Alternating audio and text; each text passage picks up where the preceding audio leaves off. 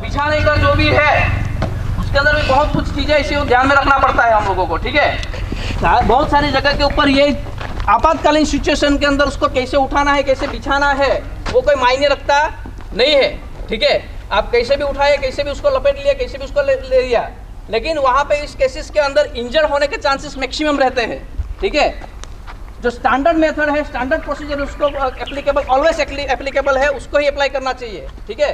तो जिस टाइप पे आपका जो होज है, वो होज का उसका स्पेसिफिकेशन के बारे में बता दूं तो ये उसका क्या है, मेल कपलिंग है। कौन सा है? Mail coupling.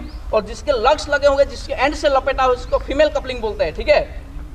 As per standard उसका लेंथ 15 मीटर होता है। कितना होता है? 15 मीटर से ज़्यादा भी हो सकता है, लेकिन उसका मिनिमम लेंथ 15 मीटर होना चाहिए। कितना होना चाहिए? 15 मीटर एज पर स्टैंडर्ड होना चाहिए, ठीक है। और उसका डायमीटर है 63 mm। कितना है? 63 mm, ठीक है। होज के अंदर उसका स्पेसिफिकेशन के बारे में बात बताया, उसके साथ साथ उसके नॉन पर्कुलेटिंग होज, ठीक है, रिजने वाला और ना रिजने वाला, ठीक है। जो कॉटन के रुई के धागों से बना होता है, पर्कुलेटिंग है, इसके अंदर जैसे पानी जाएगा उसके बाद उसको ज़्यादा वेट हो जाएगा, उसके अंदर पानी का जैसे जैसे उसको भराव होगा, ठीक है, तो उसका ऊपर एटमॉस्फेयर प्रेशर का डेफिनेटली असर होना है। एटमॉस्फेरिक प्रेशर का डेफिनेटली उसके ऊपर असर होने वाला है। और जो नॉन पर्कुलेटिंग है उसके ऊपर एटमॉस्फेरिक प्रेशर का कोई प्रभाव होता नहीं है, ठीक है। तो वो इस प्रकार के होज जो है RRL, रेनफोर्समेंट रबर लाइन, और synthetic hose again the part of RRL। Synthetic hose के अंदर 3 लेयर होते हैं। ऊपर का सिंथेटिक मटेरियल से होता है, बीच वाला रुई के धागों से बना होता है, और अंदर का लेयर जो होता है रबर कोटिंग का होता है, ठीक है। तो यहाँ पे हमारे पास जो है ये RRL है। कौन सा है? RRL, reinforcement rubber line 2 layer वाला। यानी कि ऊपर का जो लेयर है वो रुई के धागों से, कॉटन के धागों से बना हुआ है, और अंदर का जो लेयर है वो किसका है? रबर कोटिंग का है, ठीक है। जैसे मैंने आपको बोला कि जो स्टैंडर्ड मेथड, उठाने का स्टैंडर्ड मेथड होना चाहिए, ठीक है। तो ये होज का जो एंड मेल कपलिंग है, वो मेल कपलिंग किसके? मेरे साइड पे होना चाहिए, यानी कि जो भी ऑपरेटर है उसके साइड पे होना चाहिए, ठीक है। वैसे करने के बाद में उसको इस तरह से उसको मार लगाओ, आपका विजन सामने होना चाहिए। ये आपने उठा लिया, उठाने के बाद घुमाना है इस तरह से, घुमाने के बाद उसको कंधे पे रखना है, यानी कि आपको कोई चोट लगेगी नहीं, ठीक है। आपकी सुरक्षा आपके हाथ में है, बराबर। जल्दबाजी में इंजर्ड हो सकने के चांसेस है। आप इंजर्ड हो जाओगे तो डेफिनेटली वहाँ पे करोड़ों का नुकसान हो गया। नुकसान तो तेल लेने गया, लेकिन कोई मरना होगा, वो जिंदगी जाएगी तो आप अपने आप को माफ नहीं कर पाओगे, ठीक है। जो मैं बचा सकता था, लेकिन due to non standard practice मैं उसको नहीं कर पाया, तो ये आपकी बहुत बड़ी निग्लिजेंसी होगी, ठीक है। तो जब जब आप होज उठाते हो तो आपको स्टैंडर्ड प्रैक्टिस का इस्तेमाल करना चाहिए। Is that clear? Any doubt? विश्राम, विश्राम, एक दो होज उठाने का तरीका गिनती से।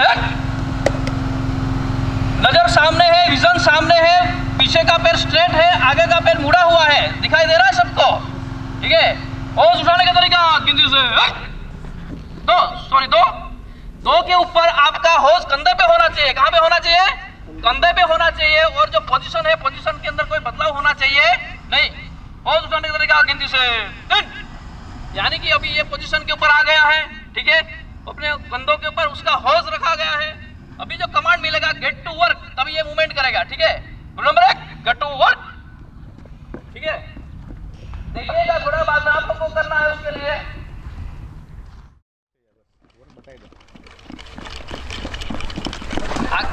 ओके, ठीक है।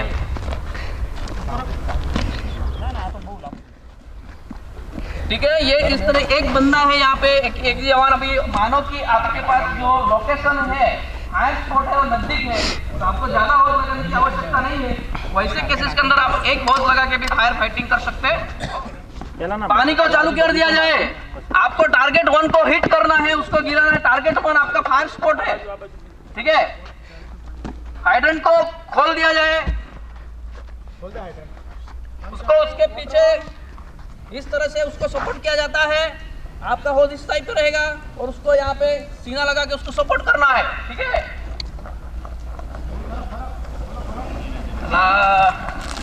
बड़ी किस हो रहा है?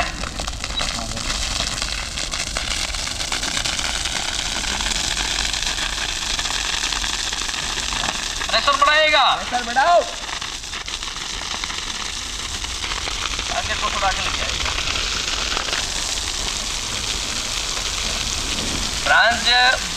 ब्रांच का जो हेड है वो head target 1 hitted, good, nice one, ये गिरा दिया भाई, पकड़ रुक गया, ठीक है।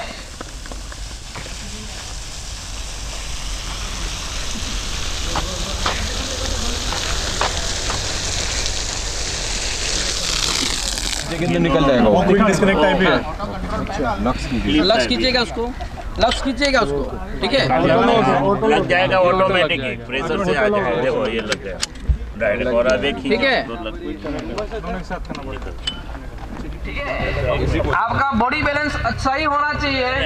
इसको यहाँ हाथ रख के ऐसे खड़ा रहना ताकि वो पीछे गिरे नहीं, और आप थोड़ा झुक के। ये प्रेशर कम है, ज्यादा प्रेशर के अंदर एक आदमी नहीं हैंडल कर सकता उसको, तो बी केयरफुल, उसको लाइटली लेना नहीं है, ठीक है। और बहुत सारे केसेस के अंदर सपोज दैट आपके पास से ब्रांच छूट जाता है, होज आपके पास छूट जाता है, वैसे केसेस के अंदर आपको कहाँ पे जाना रहेगा? आगे जाओगे, पीछे जाओगे? That is common sense. कहाँ जाओगे आप? आगे जाओगे, पीछे जाओगे? ठीक है।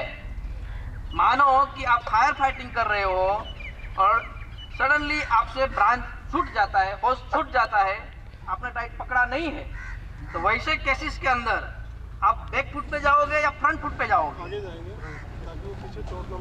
Yes, definitely. जैसे वो सांप चलता है, स्नेक, ठीक है, इस तरह से वो बैक में आपको ये करेगा, ठीक है। तो वैसे केसेस के अंदर आपको छोड़ के इसको स्लाइटली निकल जाना है, ठीक है। तो ध्यान रखना है, बहुत महंगा है ये। Target 1 success active. ओके,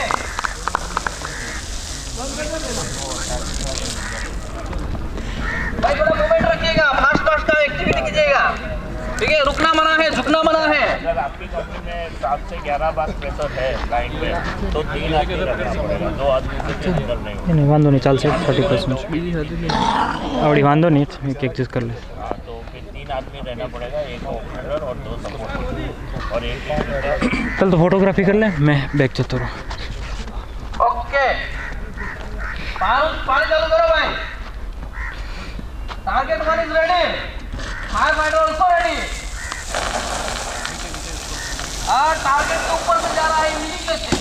हाँ, गुड, टारगेट होना चाहिए, गैस ऑफ फायर, ठीक है।